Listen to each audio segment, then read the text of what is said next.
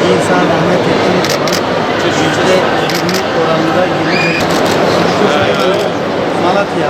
Malatya'da bizim ekibimiz. Bizim dönemimiz.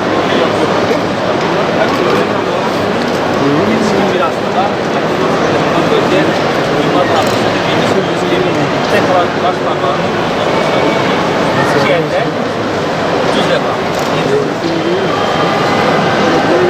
Tadın aynı. Bebeklerde ise çocuklarda tek elde yapılıyor sağlıklı. Yetişkinlerden farklı olarak yapılıyor.